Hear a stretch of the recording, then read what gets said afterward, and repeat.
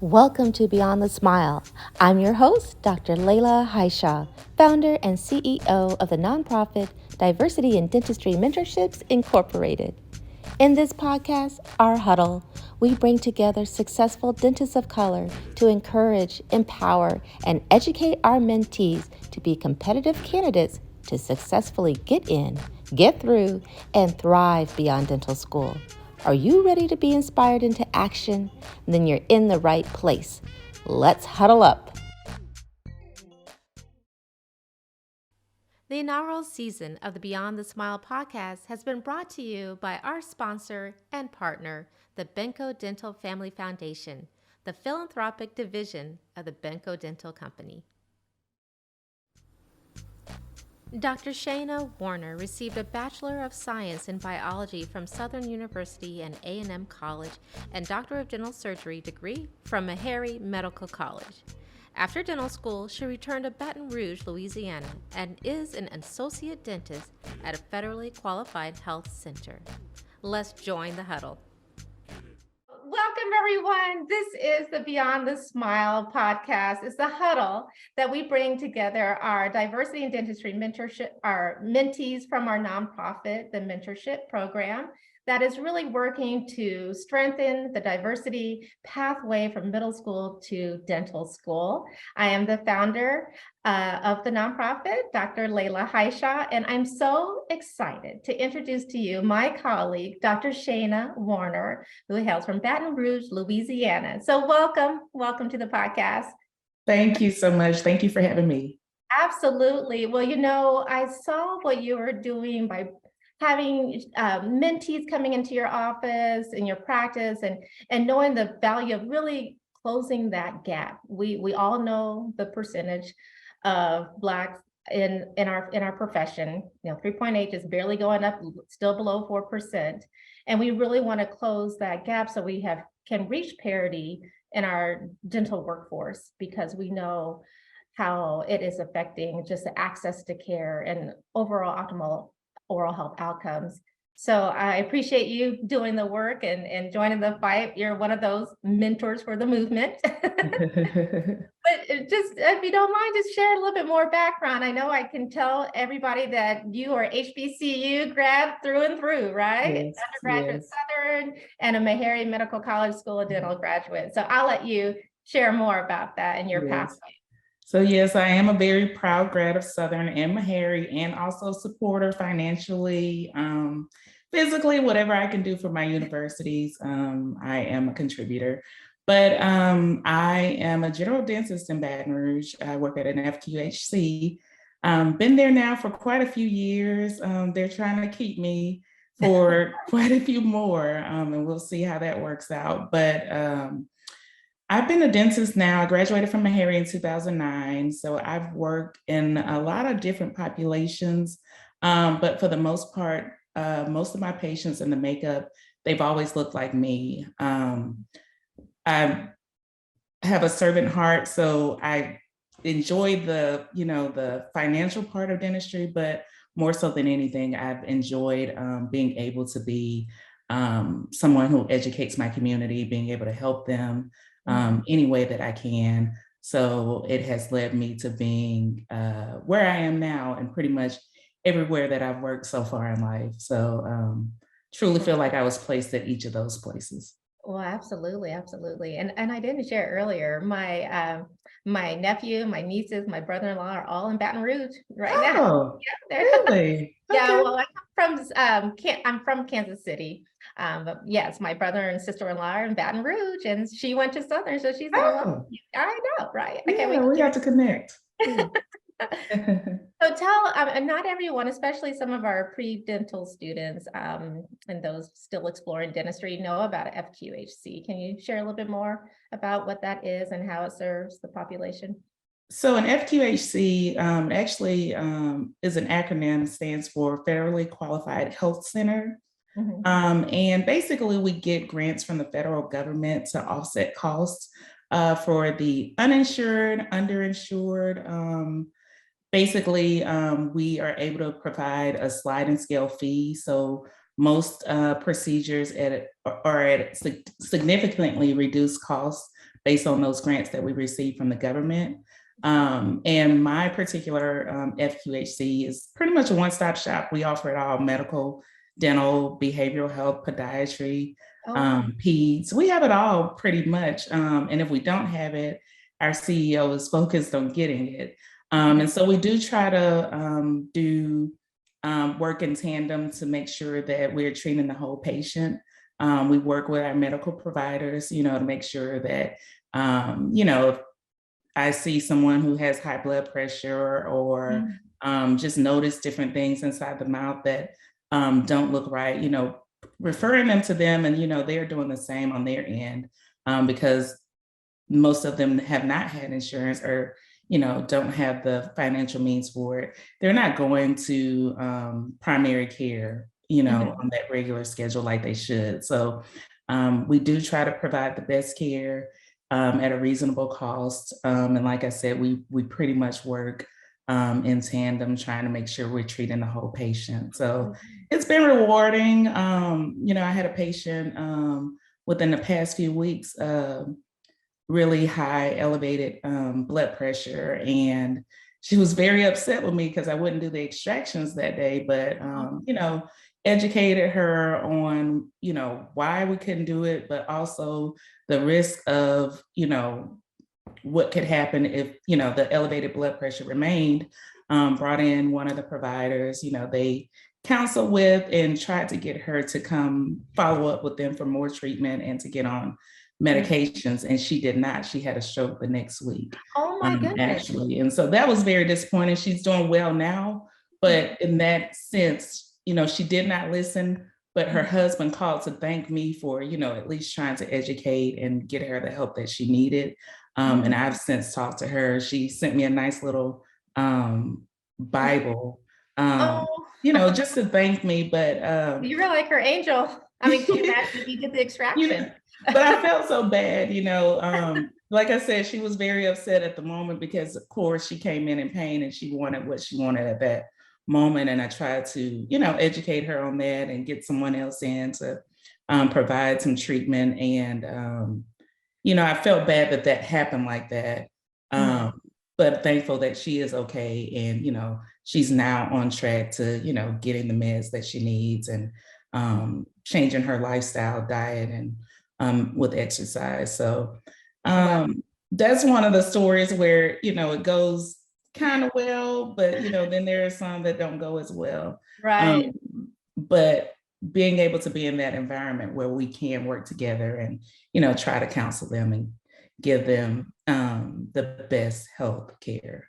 Well, I mean, I think that's such a great story to share, and also to kind of demonstrate how we are there as dentists to take care of their teeth, but we are treating the whole patient, not just teeth. There's a human and a body behind those teeth that we have to be aware of, and also just to see the impact that you have. And then, had you not done that, you probably never would have followed up, and then see what happens. And so whenever we find these kids who are interested in STEM and they're talking about medicine, it's just so important for us to say, but look at what difference you can make in someone's life in dentistry. So absolutely. That. Yeah. I always tell them that the head is not detached from the body. So you need to know the whole everything about the body and be prepared for any emergency. Know everything about it. Educate your patients. Yeah. And the other lesson in that too, because I always say this, the minute that I let my patient, well, I'm in pediatric dentistry, so if I let a parent dictate my treatment, it always spirals down. Yes. We are the experts. Right. Yeah, but I know we all have a giving heart. We want everyone to be happy. We want to accommodate them and do all that, but it could be at the detriment of their health, their well-being. So let that be a lesson, dental students, you'll be faced with that, and you have to stand firm and grounded on what you know is right. So did you know while you were in dental school that this was the path you wanted to take, going into public health? Well, I'm public health. I mean, kind of. Well, I would say not going into it. No, absolutely not. When I thought about being a dentist. I wanted to go on and become an orthodontist. Mhm. And I just, once I got in and started learning about the different things, I was like, I don't think ortho is for me. Right. And so rotating through different clinics, in Nashville, we had Matthew Walker, which is also an FQHC. And we were able to go through there and rotate. Something about it just kind of stood out to me. And you got to kind of see it all. You know, we do a lot of walk-ins, emergencies. So, you know, you never know what you're going to get day to day, you know. And I think that You on your toes. keeps me from being bored. Sometimes a little too much excitement, but you know, it allows me to experience a full realm of dentistry. Yeah, and you see a lot of kids as well in that? I don't see as much as I used to, but we do see kids. But most of my patients now are, you know, advanced age. Yeah, Yes. great.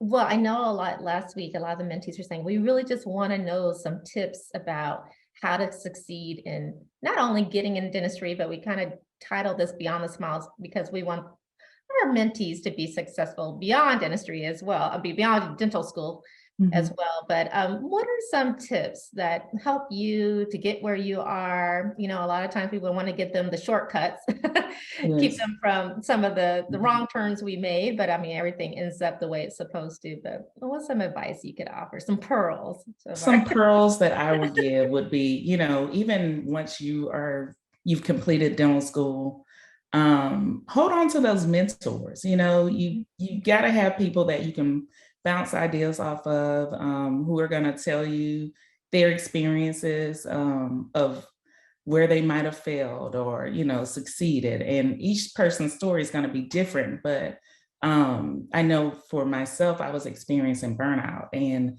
got a chance to talk to my mentor. And I'm thinking, I'm just like, oh my God, this is what I've wanted to do since the age of 13. And now I don't want to do it anymore. I'm so burnt out and all.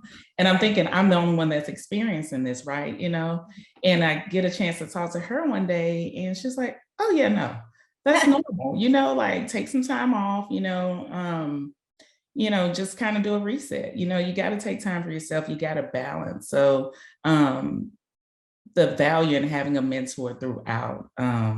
You know, I feel like I'm a seasoned dentist now, but I still have those mentors that I reach out to and they're like, hey, let's do a check-in or I love it. so that is one of the things that I would for sure hold on to. But also and when you're looking for um where you want to practice and establish yourself. You know, for me, I love a true work-life balance, and my FQHC gives me that because unlike some places, like I worked in private practice briefly, and Mhm. for that, you know, I was 1099, so I got paid. Some days got paid a lot of money. Some days it was like, man, you know. But I like to take off because I like to travel Oh, great. and have a work-life balance, right? And so when I took off, I needed to plan for those things.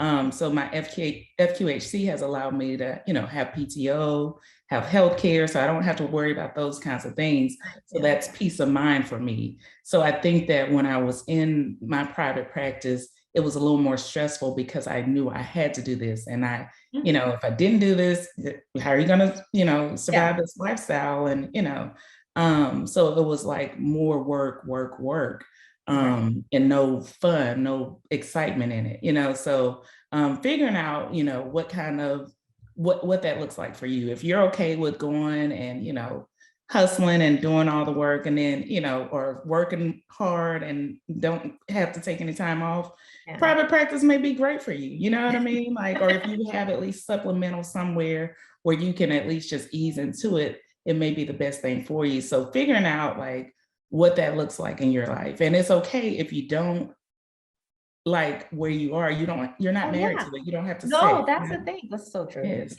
You know, so try out different things. You know, there are plenty of I dental jobs now are like spam. You know, I get calls and texts and emails all day, every day Right. about jobs everywhere, you know. And so if you don't like something, change it. But wherever you are, make sure you stay true to what you know, Mhm. document, And don't let anyone compromise your license or you providing quality healthcare. Oh, great advice. Yeah. And also, and with your FQHC, do they have some tuition or reimbursement? So yes, so Forgiveness, I loan guess. repayment Loan is an payment. option. And in the state of Louisiana, because they do need healthcare providers of all sorts, there are plenty of loan options. But yes, at my FQHC, there is a loan repayment option as well. And that's one of the things, even when you are for current dental students or recent graduates, if you're going into places like that, trying to, when you're looking over your contract, even asking them to contribute something towards loan repayment. And then that way you can still maybe qualify for National Health Service Corps repayment, or if your state offers any loan repayment, those kinds of things. So, it's good to be able to negotiate those kinds of things in your contract as well. Well, thanks for sharing that, because I don't think a lot of people realize how much power we have in negotiating. They will give you like a contract, but there's always some room to negotiate and what to ask for. Yes. So I think that's so helpful because a lot of the mentees and the cost of dental schools, they're coming out with almost $500,000 in debt. Yes. And we know that tends to be, one of the barriers for students from underrepresented backgrounds of going into dentistry. And we know that that's reflected in the lack of representation in our field. So just want to reiterate to everyone, don't let the sticker shock stop you.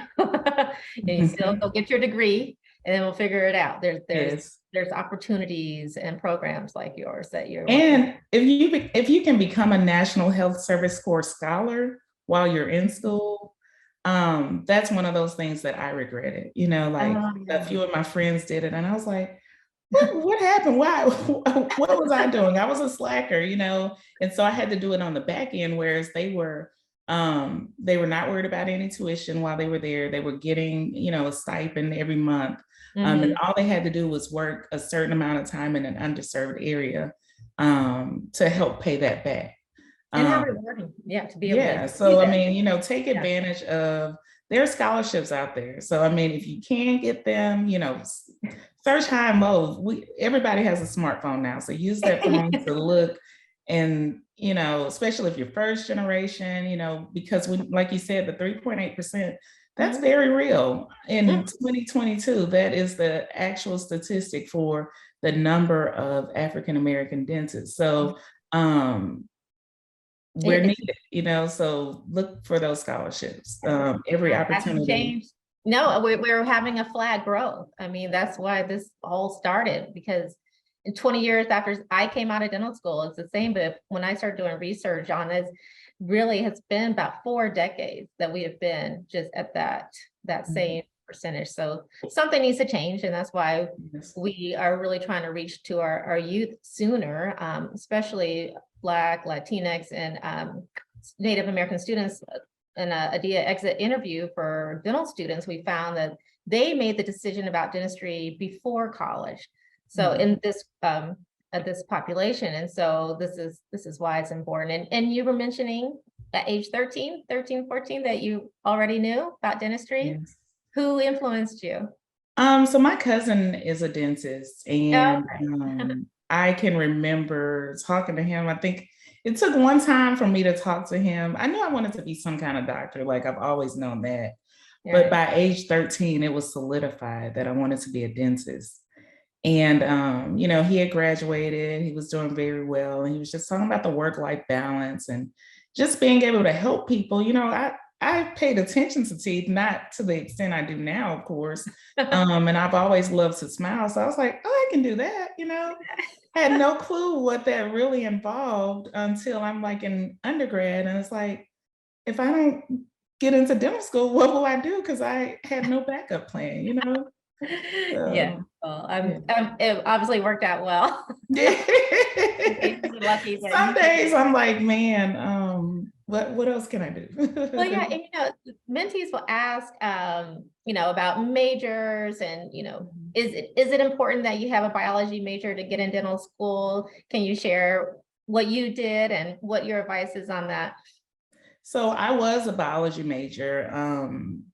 To me, it made the most sense because with all the prerequisites that you needed, biology or chemistry fit that for me. So I didn't have to take any extra classes. I basically was able to get all the classes I needed to apply for dental school with that degree. I have classmates, one was a music major.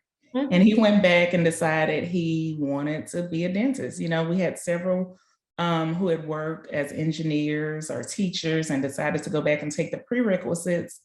And I don't think it made them any less competitive in dental school, or if you have the work ethic, you know how to study, balance, good study habits, basically, you can succeed. And I think with all of those people, they were determined. So we probably all were in there like, oh my God, like I got to get this. Right, yeah. So yes, I mean, biology or chemistry, it makes for a smoother transition. You don't have to take as many extra classes. However, it's not, you Right, got as to long as major you're in getting this, you got to do this. those requisites, as long as you're getting that. And Yes. then of course, getting the shadowing hours. And so you've had some mentees shadow you. What advice, a lot of times they, especially if they don't have a network or anyone in the family, is almost like you're cold calling to ask a dentist to come shadow. How would you advise a mentee to approach a dentist to ask if they can get some shadowing hours with them? Yeah, be bold. If you don't know anyone, I'd say I had a young lady who found me on Instagram, and Oh, easy. she sent me a message, and I was like, come on, like I'm always here to help. Someone helped me, so I know that I got to help the next. And that's always one of my messages to a lot of my mentees, just make sure you help someone else, and so be bold about it. If you know someone who knows someone, I've had several people to reach out to me about a niece, nephew, all kinds of random people reach out to me. Yeah. And I'm never going to turn them down, right? Again, I'm here to help. I have the facilities for them to come in and see. And even if it's not their particular area of interest, I usually call around and find someone else for them to go and shadow with. So, by all means, most of these young people are on social media. Reach out, DM, leave a comment under a post and say, hey, I sent you a DM about coming to shadow. Whatever you feel like you need to do. Call offices. If you don't have a direct contact with someone, call an office and say, hi, and introduce yourself and just let them know, or stop by one day. I've noticed that a lot of the students at Southern will reach out to professors, and they generally reach out to me. I know a few professors in the biology and chemistry department, so they're usually, emailing or texting to ask about different students. So if you don't feel bold enough to call or send a DM, go to your professors and ask, if they know anyone, or if, there's a network of people that, maybe can help. That's great advice. Yeah, just to get that. But you're right. I mean, all of us want have, just like you, just servant leader and giver. We're not going to turn you down. And if they really just don't have the capacity, maybe it's not set up, they're an associate and they can't bring in a mentee, we can take advantage of the network that these dentists have to find someone else to plug you in. Right. So tell us about your experience at Meharry. They pump out some great dentists. A lot of times when students and mentees are trying to select the dental school, they're trying to weigh like, well, should I stay in my hometown and go here? Or I really want to go to Meharry, but it's far, then there's just so many factors Yes.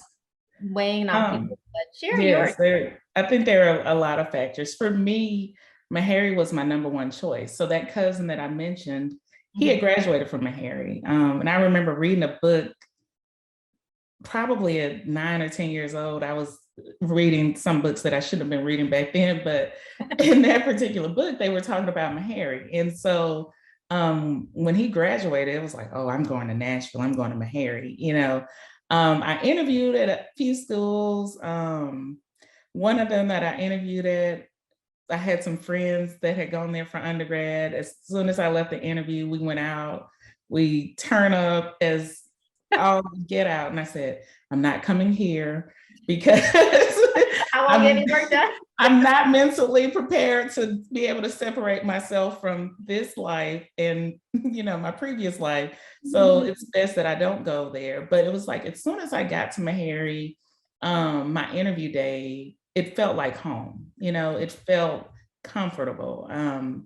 The people who interviewed me, some of them gave me some really tough questions, and I'm like, listen, I belong here. I don't care what you ask me. I'm coming here. I left there knowing that that's where I was going. Okay. And my route was a little different. I was smart, but I did not prepare for the DAT. I actually took it like around Mardi Gras because I'm like, I'm smart. I'm a good test taker. I went in like on one of the days off in between going to New Orleans to party and coming back. This was my mindset at the time, right? Yeah. And I didn't do very well on the DAT. And I'm like, I'm gonna still apply.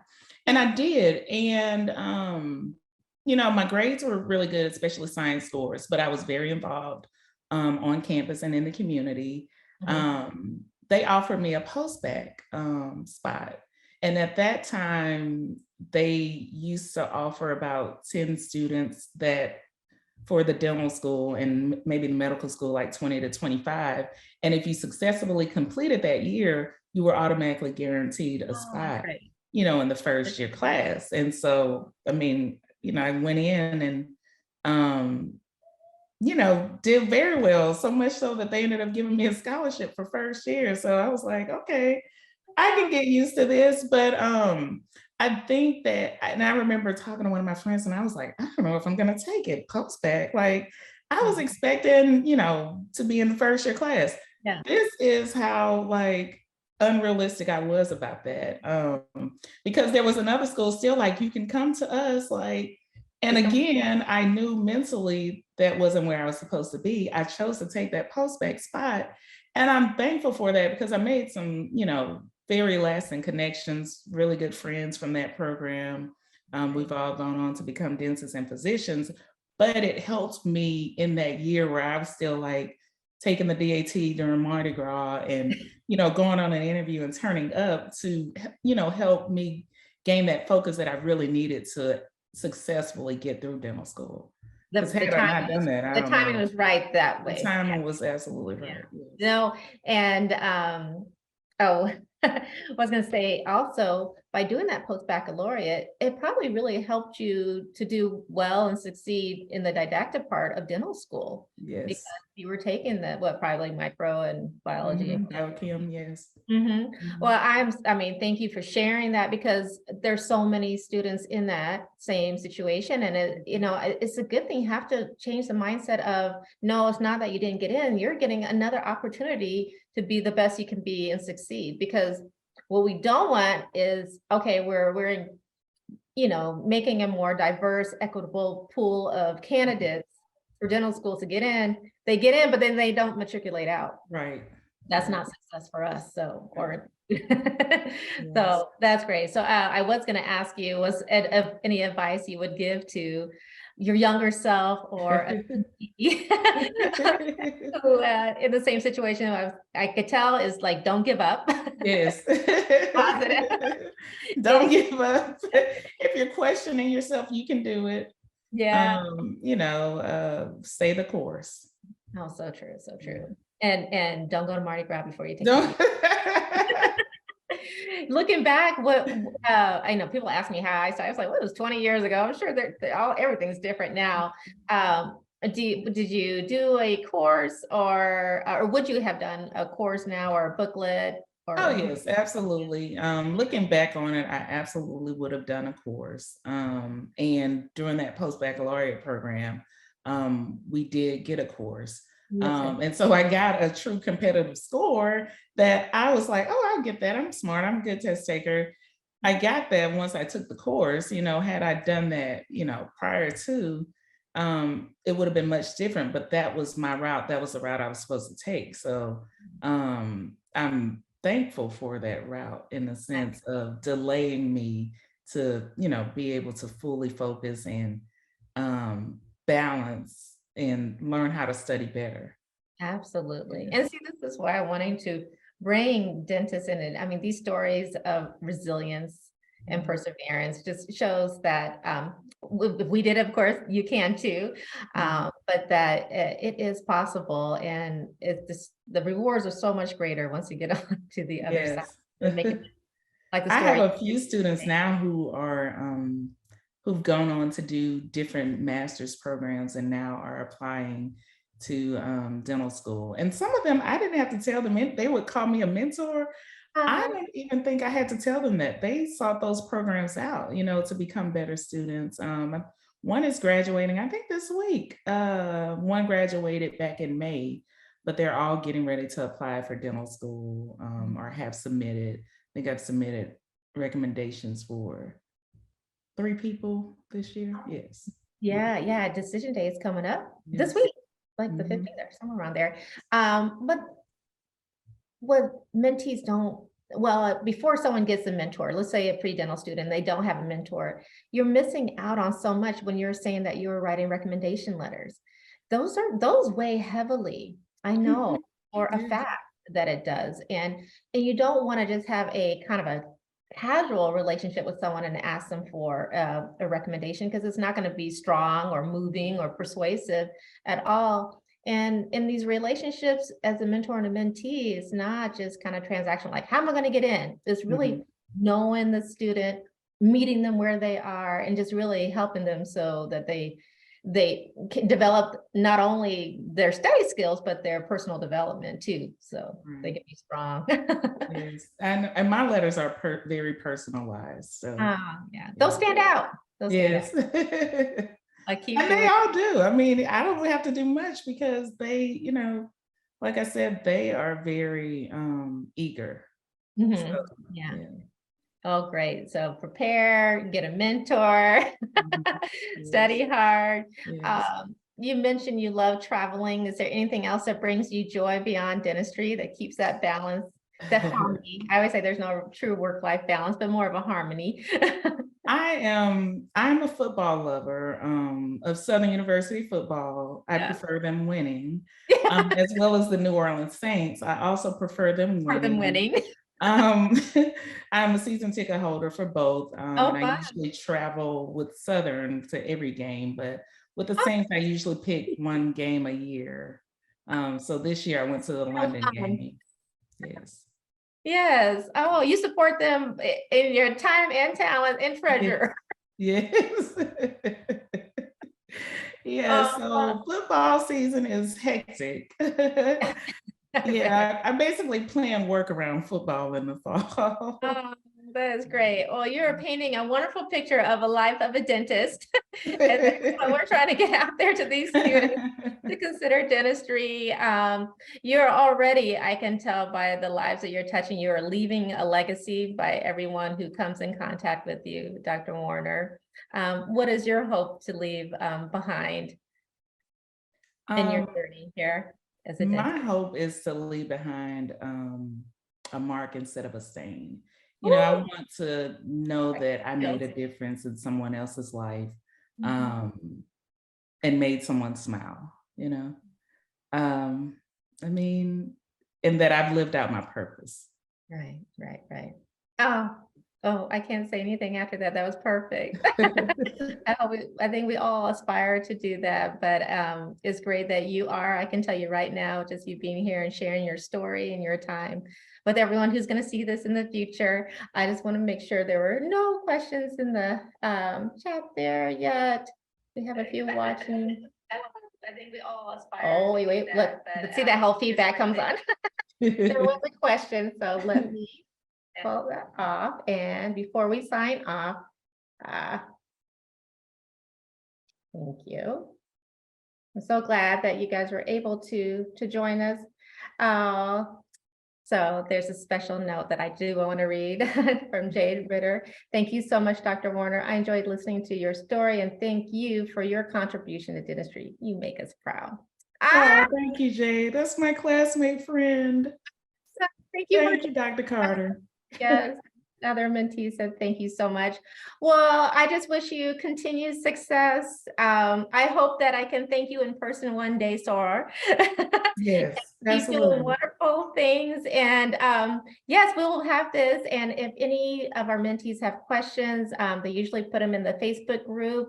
And so I might reach out to you to see if they can provide any answers. But I think you shared so much, a lot of insight. So thank you for your time. Thank you for having me. Absolutely. Have a great night. You And you guys too. will be back next Tuesday for another episode of Beyond the Smile. Take care. Thank you. Thank you for joining us on another episode of Beyond the Smile. If you need a dental mentor, or you would like to be a mentor, or even if you would like to support our mission to strengthen the diversity pathway from middle school to dental school, please visit our website for more information at diversityindentistry.org. Please share this episode, subscribe to our podcast, and together we can raise the next generation of diverse leaders in dentistry. We did it, so can you.